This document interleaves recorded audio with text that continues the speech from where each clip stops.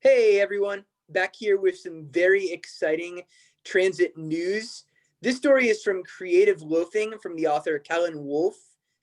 The city of Tampa is adding an autonomous vehicle program. I know they briefly experimented with one back in 2017, but this is more formal. It's from an Orlando-based company called Beep.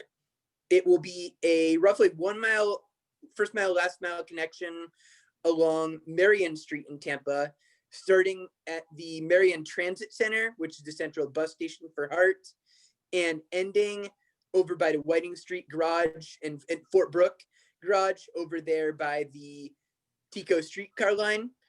The positives of the plan is that it will be a low budget option. I think it will cost no more than $30 per month to charge the vehicles. In addition, it's going to be all electric and it'll be environmentally friendly. So overall, I think this is a win-win situation for, fiscal responsibility and transit enthusiasts. So Max, what are your thoughts? Yeah, I I read the article too. I'm actually looking at it right now. It doesn't go into a lot of detail. I'm not familiar with the project. What I can say is that over in Jacksonville, we've had the JTA Transit Authority has had an autonomous shuttle project in development for a number of years now, and there are a lot of naysayers over in Jacksonville for a few key reasons.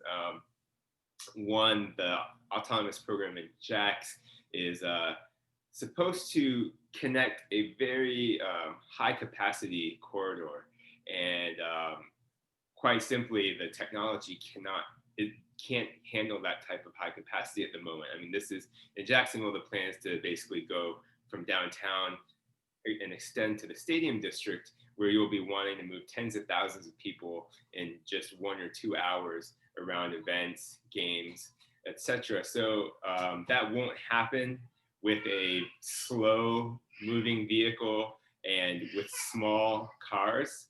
It's just too low capacity for that. With the Tampa project, it seems like maybe they might not need such a high capacity solution. And it's nice to have the flexibility. It's nice that it's low cost.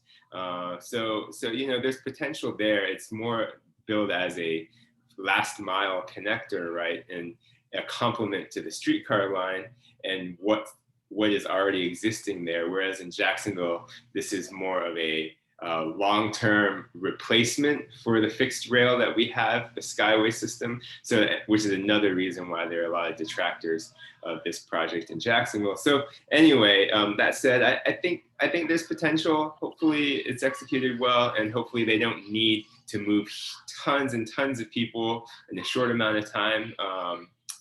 Hopefully, if they do need to do that eventually, when they get to that stage, then they'll be ready to implement a different plan. Yeah, and I think the major thing might be, if the Tampa Bay Rays decide to go in the Heights, oh man, but we'll deal with that problem when we get there. I think for now, this really does serve a valuable niche. It provides something for tourists, and I think especially for a lot of municipal workers that potentially work in City Hall or a number of those offices to get that last mile. And the other thing that I might hope is that, downtown, the core areas of Tampa have seen so much development, but downtown has really been missing from that. And so the hope might be, this having 4 stops and potentially a 5th plan near City Hall, that would inspire some development and allow downtown and the central business district of Tampa to thrive the way some of these other neighborhoods are starting to develop. So I'm pretty optimistic at this point. Yeah.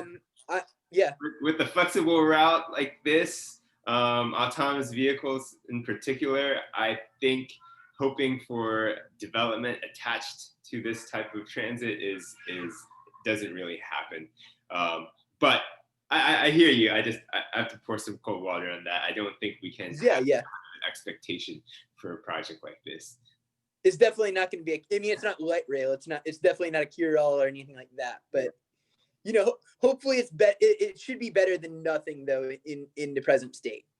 Yeah, certainly. Definitely a net positive, because also I would guess that they're getting some kind of outside or government funding for this project to kind of subsidize it to some degree. I would be surprised if they're not at all. So Yeah, definitely going to be a net positive to try it out and serve the people who are there. absolutely. Yes. So that's it for tonight, and we'll see you guys later.